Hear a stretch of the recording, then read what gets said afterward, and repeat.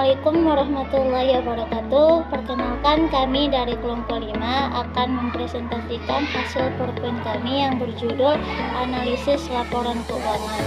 Sebelumnya saya akan memperkenalkan nama anggota kelompok 5. Saya sendiri Suci Suciana, NIM 1905020082 sebagai moderator. Pemateri pertama ada Saudari Rahmawati dan pemateri kedua ada Saudari Lofi Sanusi. Pemateri ketiga saya sendiri. Baik, untuk mempersingkat waktu sebelum kita memulai makalah atau presentasi kita kali ini, marilah kita sama-sama melafazkan ayat basmalah. Assalamualaikum warahmatullahi wabarakatuh. Nama saya Rahmawati, NIM 1905020081. Di sini saya sebagai pemateri pertama, yaitu materi tentang analisa laporan keuangan. Pengertian analisa laporan keuangan. Analisa laporan keuangan merupakan suatu metode atau teknik yang digunakan untuk melakukan pemeriksaan menyeluruh terhadap laporan keuangan. Umumnya, analisa ini digunakan oleh perusahaan atau organisasi dalam memeriksa seluruh jenis laporan keuangan secara berkala. Melakukan analisa ini sangat penting karena dapat melihat stabilitas keuangan bahkan menghitung untung rugi sebuah perusahaan. Jenis analisa laporan keuangan. Jenis analisa laporan keuangan ini terbagi menjadi 4, yaitu yang pertama analisa tren. Jenis analisa yang pertama adalah analisa tren yang lebih umum disebut dengan analisa time series. Jenis analisa ini biasa digunakan oleh manajer keuangan untuk melihat kriteria sebuah perusahaan dari satu waktu ke waktu yang lainnya. Yang kedua, analisa common size. Analisa common size ini biasa digunakan untuk melakukan analisa terhadap neraca dan laporan untung rugi sebuah perusahaan dengan menggunakan persentasi.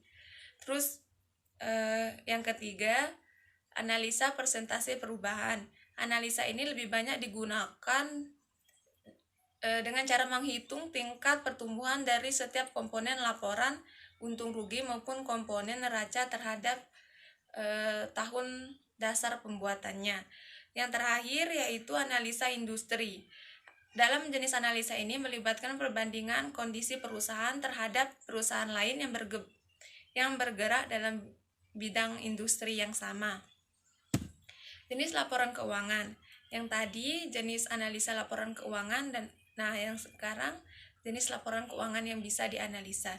Jenis laporan keuangan yang bisa dianalisa ini ada 3, yaitu pertama neraca, terus kedua laporan laba rugi, dan ketiga laporan perubahan posisi keuangan.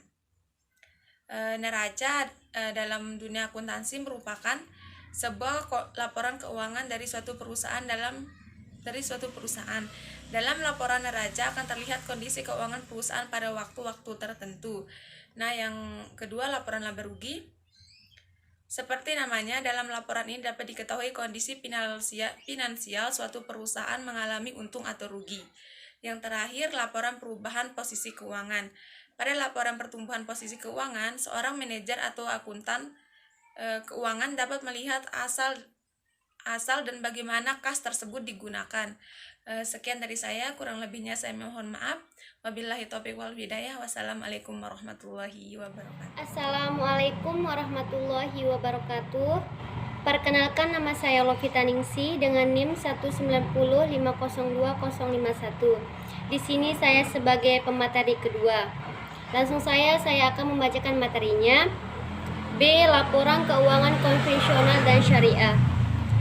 A. Laporan keuangan konvensional. Laporan keuangan konvensional adalah laporan tertulis yang memberikan informasi kuantitatif tentang posisi keuangan dan perubahan-perubahannya serta hasil yang dicapai selama periode tertentu. B. Laporan keuangan syariah. Laporan keuangan syariah adalah suatu penyajian terstruktur dari posisi keuangan dan kinerja keuangan dari suatu entitas syariah. Yang selanjutnya, tujuan laporan keuangan konvensional dan syariah.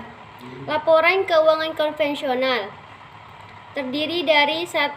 Menjadi penyedia informasi yang relatif terkait kekayaan dan kewajiban yang dimiliki oleh suatu perusahaan atau badan usaha. Kedua, memberi informasi yang dapat didaya gunakan secara handal terkait perubahan jumlah kekayaan perusahaan yang disebabkan atas usaha yang dijalankan. Selanjutnya, laporan keuangan syariah memiliki tujuan sebagai berikut. Yang pertama, mematuhi entitas syariah. Yang kedua, untuk memenuhi tanggung jawab syariah. Yang ketiga, untuk menyajikan informasi keuntungan. Yang keempat, untuk menyediakan informasi tentang kepatuhan terhadap CSR. Yang selanjutnya, perbedaan laporan keuangan konvensional dan syariah. Berikut perbedaannya dilihat dari beberapa segi sebagai berikut. Yang pertama, dilihat dari segi aktivitas. Aktivitas pembukuan kedua laporan tersebut. Laporan keuangan syariah menerapkan aktivitas meliputi kewajiban, investasi, tidak terkait serta ekuiditas. Sedangkan pada laporan keuangan konvensional menerapkan aktivitas berupa utang dan modal. Untuk yang kedua, sudut pelaporannya. Laporan keuangan konvensional mengandung lebih sedikit unsur laporan keuangan, sedangkan laporan keuangan syariah memiliki unsur laporan arus kas, laporan laba rugi, laporan neraca, laporan perubahan modal. Yang ketiga, organisasi. Keberadaan DPS Dewan Pengawas Syariah menjadi aspek pembeda antara perusahaan yang menggunakan laporan keuangan syariah dengan perusahaan yang menggunakan laporan keuangan konvensional. Sekian dari saya, kurang lebihnya mohon maaf. Wabillahi taufiq wal hidayah. Wassalamualaikum warahmatullahi wabarakatuh. Assalamualaikum warahmatullahi wabarakatuh. Nama saya Suci Suciana, NIM 19050202. Baik, di sini saya akan melanjutkan materi yang ketiga, yakni tentang rasio keuangan. Rasio keuangan adalah suatu alat analisis keuangan yang digunakan oleh perusahaan dalam menilai kerja perusahaannya berdasarkan perbandingan data keuangan yang ada pada pos laporan keuangan, seperti laporan neraca, laporan laba rugi, dan laporan aliran kas. Penggunaan rasio keuangan adalah untuk menentukan seberapa baik kinerja perusahaan mereka untuk mengevaluasi kemana perusahaan dapat memperbaiki diri. Pembagian rasio keuangan ada 5. Yang pertama ada rasio likuiditas, ada rasio solvabilitas, ada rasio aktivitas, ada rasio profitabilitas, dan yang terakhir ada rasio investasi. Apa itu rasio likuiditas? Rasio likuiditas adalah rasio yang menggambarkan kemampuan suatu perusahaan untuk melunasi suatu kewajiban yang harus segera dipenuhi. Yang kedua ada rasio solvabilitas, yakni rasio yang menunjukkan kemampuan perusahaan dalam memenuhi segala kewajibannya. Yang ketiga ada rasio aktivitas. Rasio aktivitas ini melihat pada seberapa atau beberapa aset, kemudian menentukan beberapa tingkat aktivitas aktiva tersebut pada tingkat kegiatan tertentu. Yang keempat ada rasio profitabilitas, yakni merupakan rasio yang menunjukkan tingkat imbalan atau perolehan dibanding penjualan atau aktivanya. Yang terakhir ada rasio investasi, yakni merupakan rasio yang mengukur kemampuan perusahaan dalam memberikan kembalian atau imbalan kepada para pemberi dana, khususnya investor yang ada di pasar modal dalam jangka waktu tertentu. Sekian, mungkin hanya ini yang dapat saya sampaikan, kurang lebihnya saya mohon maaf.